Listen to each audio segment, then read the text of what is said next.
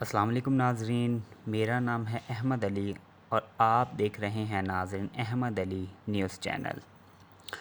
آئیے ناظرین، آج ہم آپ کو ذیابیطس کی بیماری سے متعلق اور اس کی اقسام سے متعلق مکمل طور پر آگاہ کرتے ہیں۔ ذیابیطس ناظرین، جسے ہم انگلش میں ڈائبٹیز اور اردو میں عام زبان میں شوگر بھی کہتے ہیں۔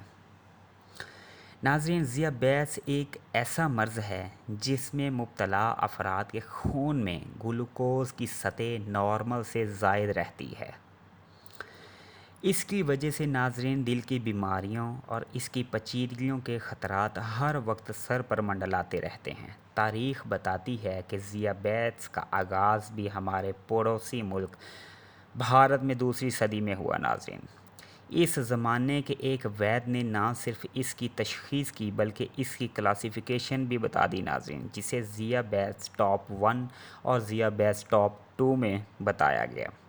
لیکن 19ویں صدی میں یہ کلاسیفیکیشن رد کر دی گئی ناظرین، اور جو نئی کلاسیفیکیشن سامنے آئی ان کے مطابق ذیابیطس کو دو اقسام یعنی انسولین پر انحصار کرنے والی ذیابیطس IDDM جسے کہتے ہیں، اور دوسری قسم ہے ناظرین جو وہ انسولین پر نہ انحصار کرنے والی ذیابیطس جسے NDDM بھی کہا جاتا ہے۔ کلاسیفیکیشن کرنے والوں کے ذہن میں تھا ناظرین کہ IDDM کے مریضوں کو انسولین ہمیشہ لینی ہوگی، جو کہ درست تھا، جبکہ NDDM کے مریضوں کو ذیابیطس کنٹرول کرنے کی گولیاں تاعمر استعمال کرنا ہوں گی۔ مگر تحقیق میں دیکھا گیا NDDM کے مریضوں میں چند برس کے بعد گولیاں غیر مؤثر ثابت ہو گئیں، یعنی نتیجتاً انہیں گولیوں کے ساتھ ایک پھر سے علیحدہ طور پر انسولین بھی لینا پڑی شوگر کو کنٹرول کرنے کے لیے۔ واضح رہے ناظرین، ان مریضوں کو انسولین پر انحصار نہ کرنے والے کہا گیا تھا، جبکہ انہیں شوگر کنٹرول کرنے کے لیے انسولین کا سہارا لینا پڑا۔ اس اعتبار سے ذیابیطس کی یہ دو اقسام غلط ثابت ہو گئیں، لہٰذا ماہرین نے ذیابیطس کے ابتدائی زمانے کی کلاسیفیکیشن ذیابیطس ٹاپ 1 ذیابیطس ٹاپ 2 میں تقسیم کر دیا۔ ماہرین اس بات سے مطمئن نہ تھے کہ ذیابیطس کی صرف دو ہی اقسام ہیں، یعنی ماہرین کے مطابق اس کی دو سے زیادہ اقسام ہونی چاہیے۔ اس لیے اس ضمن میں تحقیقات کا سلسلہ جاری ہوا ناظرین، جس کے نتیجے میں مستقبل میں ذیابیطس کی مزید اقسام سامنے آنے کے قوی امکانات پائے جا رہے ہیں۔ ذیل میں اسی حوالے سے تفصیلاً درج ہے۔ اگر ہم کسی سے پوچھتے ہیں کہ ذیابیطس کی کتنی اقسام ہیں تو اکثریت کا جواب ہوگا کہ ذیابیطس کی دو ہی بنیادی اقسام ہیں، ذیابیطس ٹاپ 1 اور ٹاپ 2، جو کہ درست ہے۔ ذیابیطس پر کی جانے والی حالیہ تحقیقات بتاتی ہیں کہ ذیابیطس یعنی کہ شوگر جو کہ ایک دائمی کیفیت ہے، یہ اتنی سادہ نہیں ہو سکتی، اسے صرف اور صرف ٹاپ 1 اور ٹاپ 2 میں تقسیم کر دیا جائے۔ ذیابیطس پر ہونے والی ایک بڑی تحقیق نے اس جانب اشارہ کیا کہ ذیابیطس کی 5 اقسام ہونی چاہئیں۔ اس تحقیق میں 15,000 مریضوں کو شامل کیا گیا ناظرین۔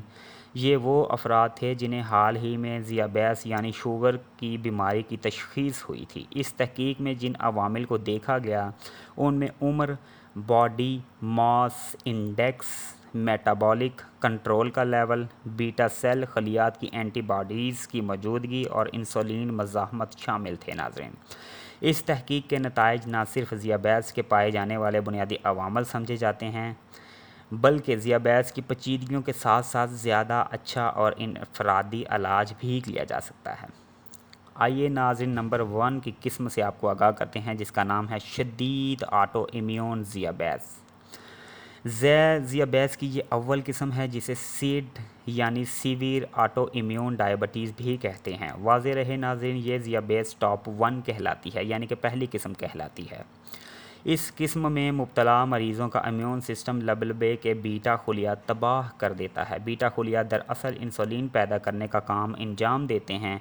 ذیابیطس کی اس قسم میں شوگر لیول کو ذرا زیادہ چیک کرنا پڑتا ہے، اور روزانہ شوگر چیک کرنے کے ساتھ ساتھ انسولین کے انجیکشن 2 یا 3 بار درکار ہوتے ہیں ناظرین۔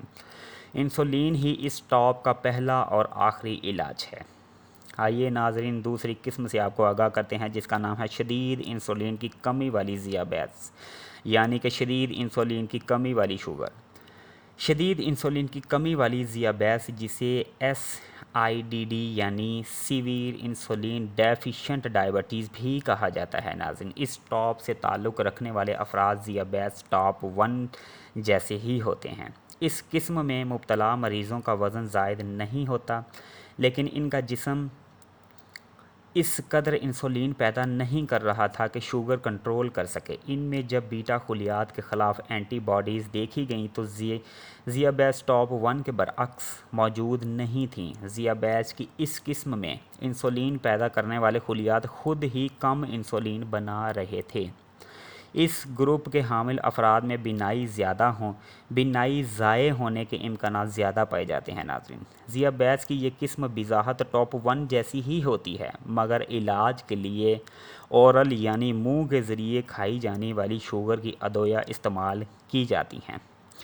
نمبر تیسری قسم ہے ناظرین جسے شدید انسولین مزاحمت والی شوگر بھی کہا جاتا ہے۔ ذیابیطس کی یہ قسم انسولین مزاحمت والی ذیابیطس یعنی کہ SIRD سیویر انسولین ریزسٹنس ڈائبٹیز کہلاتی ہے، جس میں مریض کا جسم لباس افراز ہونے والی انسولین کو رسپانس نہیں دیتا ہے۔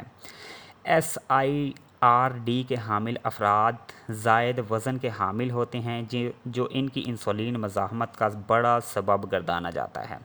ان مریضوں میں گردے خراب ہونے کا امکان بلند ہوتا ہے اور ذیابیطس کے علاج کا پلان بھی مؤثر نہیں ہوتا۔ اس کا مطلب یہ ہے ناظرین کہ ذیابیطس کی اس قسم کے شکار افراد نئی تشخیص اور زیادہ مؤثر علاج سے مستفید ہو سکتے ہیں۔ یہ اس تحقیق سے سامنے آ سکتا ہے۔ آئیے ناظرین نمبر چوتھی قسم سے آپ کو جو ہے وہ آگاہ کرتے ہیں، جس کا نام ہے درمیانے موٹاپے والی ذیابیطس۔ یہ درمیانی قسم کی ذیابیطس ہے ناظرین، جسے ہم عام زبان میں مائلڈ اوبیسٹی ریلیٹڈ ڈائبٹیز بھی کہتے ہیں۔ اس قسم سے متاثرہ افراد کا وزن زائد ہوتا ہے، مگر انسولین مزاحمت نسبتاً ذیابیطس کی تیسری قسم SIRD کم ہوتی ہے ناظرین۔ خیال یہ ہے کہ ذیابیطس کی یہ قسم موٹاپے ہی کے باعث لاحق ہوتی ہے۔ آئیے ناظرین آپ کو پانچویں قسم سے آگاہ کرتے ہیں، جس کا نام ہے درمیانی عمر سے تعلق رکھنے والی ذیابیطس، یعنی کہ درمیانی عمر سے تعلق رکھنے والی شوگر ناظرین۔ ذیابیطس کی اس قسم کو ہم مائلڈ ایج ریلیٹڈ ڈائبٹیز بھی میں مبتلا افراد عمر رسیدہ ہوتے ہیں ناظرین۔ یہ درمیانی قسم کی ذیابیطس ادھیڑ عمر مڈل ایج میں ہوتی ہے۔ ذیابیطس کی ان نئی اقسام کا فائدہ یہ ہوگا کہ ذیابیطس کا علاج مؤثر طریقے سے ہو سکے گا، کیونکہ دور حاضر میں صرف 2 ہی اقسام ہیں اور دونوں ہی کا علاج الگ الگ مگر ہر قسم کا ایک ہی علاج ہے۔ مثلاً ذیابیطس ٹاپ 2 کے ابتدائی علاج میں گولیاں تجویز کی جاتی ہیں اور بعد میں گولیوں کے ساتھ انسولین یا صرف انسولین لگائی جاتی ہے، جبکہ ذیابیطس ٹاپ 1 کے تمام مریضوں کو صرف اور صرف انسولین ہی دی جاتی ہے ناظرین۔ لہٰذا نئی اقسام میں ان کی وجوہ کے اعتبار سے ذیابیطس کا علاج کیا جائے گا تو وہ زیادہ طریقے سے کنٹرول ہو سکے، جس کی وجہ سے ذیابیطس کی پیچیدگیوں کو مؤخر کیا جا سکے گا ناظرین۔ اب تک کے لیے اتنا ہی ناظرین، ملتے ہیں اگلی ویڈیو میں، تب تک کے لیے اللہ حافظ۔